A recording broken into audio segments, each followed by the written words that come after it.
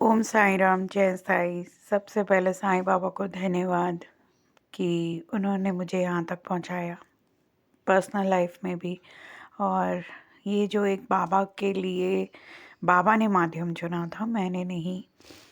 आप सबका प्यार मिला, उसके लिए बहुत दिल से धन्यवाद। मैंने कम्युनिटी पोस्ट और शॉर्ट में ऑलरेडी शेयर किया है। आप सबके लिए आभार, बहुत सारा ग्रैटिट्यूड। इसी तरह प्यार देते रहिए।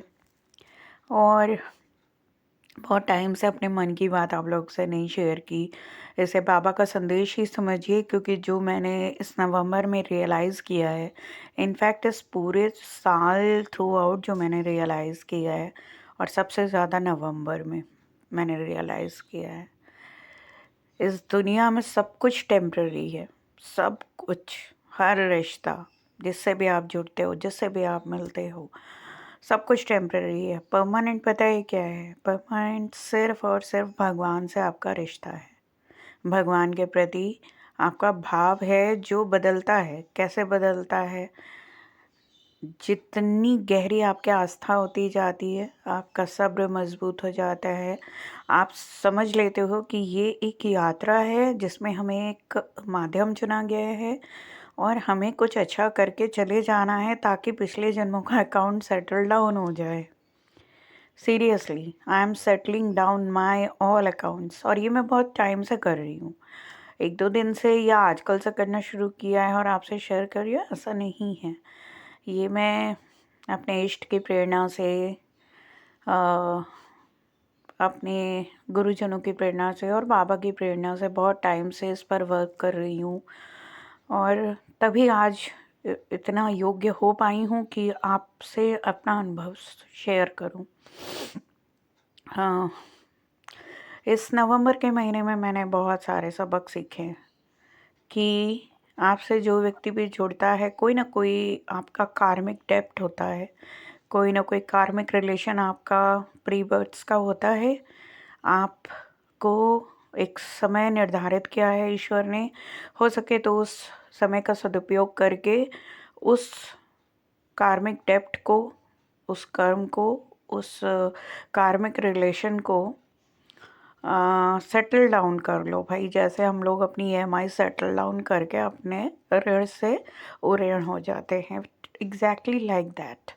अच्छा है, बुरा है, अच्छे से जी लो, कॉर्ड कटिंग कर लो, बिल्कुल वैसे ही जैसे बच्चा माँ के गर्भ से जुड़ा होता है और एक अनविजिबल कॉर्ड से हमेशा जुड़ा रहता है। वैसे ही अगर आप माफ़ करके और अगले से माफ़ी मांग के आप आगे नहीं बढ़ पाते हो जीवन में, तो आप अटके रह जाते हो, फंसे रह जाते हो। वो मूलधन से ब्याज चढ़ता है, फिर मिश्रधन बनता है, फिर मतलब एक एक जन्म का 10 जन्म हो जाता है। इसलिए जीवन एक ही बार मिला है, उसे अच्छे से सदुपयोग करके जियो। कोई इंसान अगर आपकी लाइफ में आया है तो कोई मकसद लेके आया है, उसका रोल ख़त्म। वो सबक ईश्वर ने आपको सीखने का मौका दिया, ईश्वर को धन्यवाद कहिए, उस व्यक्ति को धन्यवाद कहिए। और चैप्टर क्लोज, रोल ख़त्म, चैप्टर क्लोज। अब अगला अध्याय शुरू करने का समय आ चुका है। बिल्कुल वैसे ही जैसे हम अपनी बचपन में टेक्स्ट बुक्स में करते थे ना, एक चैप्टर क्लोज हो जाता था, then we turn the page and start a new chapter. जीवन भी बिल्कुल है। और जाते जाते मैं आप लोगों से यही एक बात कहूँगी, जो बाबा कहते हैं कि अपने अंदर कर्तापन का भाव मत लाओ कि तुमने ये किया, तुमने वो किया। हाँ, अपनी गलतियों के लिए क्षमा प्रार्थना कीजिए, बाबा से भी, अपने इष्ट से, या जाने अनजाने में अगर आपने किसी का दिल दुखाया है, खुद को भी माफ़ करना बहुत ज़रूरी है।